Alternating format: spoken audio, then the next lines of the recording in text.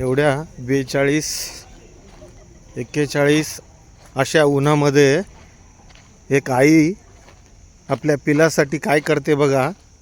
तुम्ही असं 5 तास उन्हात बसू शकता का? किंवा तुम्हाला उन्हात नुसतं उभं राहायचं म्हटलं तरी शक्य आहे का? ह्या सगळ्या याच्यामध्ये इथे मी तुम्हाला एक पक्षी दाखवतो जो आपल्या अंड्यांवर बसलेला आहे. भर उन्हात, कडक उन्हाळ्याच्या दिवसात. आणि ह्या जीवाची माया बघा कशी आहे की ती आपल्या पिल्लांना सोडत नाही आहे. मी आता हे बघणार आहे की मी जवळ गेल्यावरती उडते का किंवा आपल्या पिल्लांना सोडून जाते का. तर ती खरंच उठली आणि आता दूर चालली आहे. तिनं ते अंडे सोडलेले आहे आणि ही आईची माया आहे की उन्हामुळे आपल्या अंड्यांना कुणीही स्पर्श करू नये आणि म्हणून ती आत्ता उठून गेली आहे.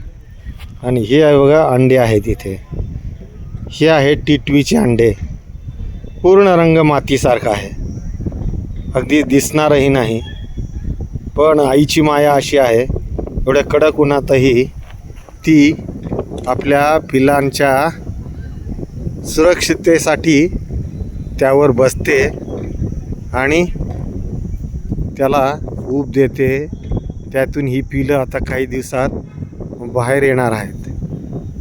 तर असा हा पक्षी प्रेम, प्राणी प्रेम आणि आपल्या पिलांची काळजी ही देवाने दिलेली शक्तीच आहे की एवढ्या कडक उन्हात तो पक्षी तिथे जमिनीवर बसून राहतो पूर्ण उन्हामध्ये.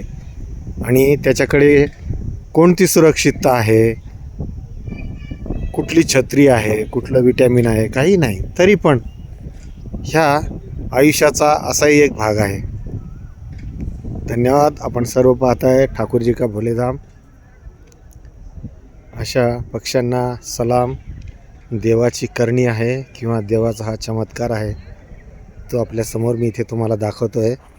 बघा ही अंडी आणि यांचे रंग.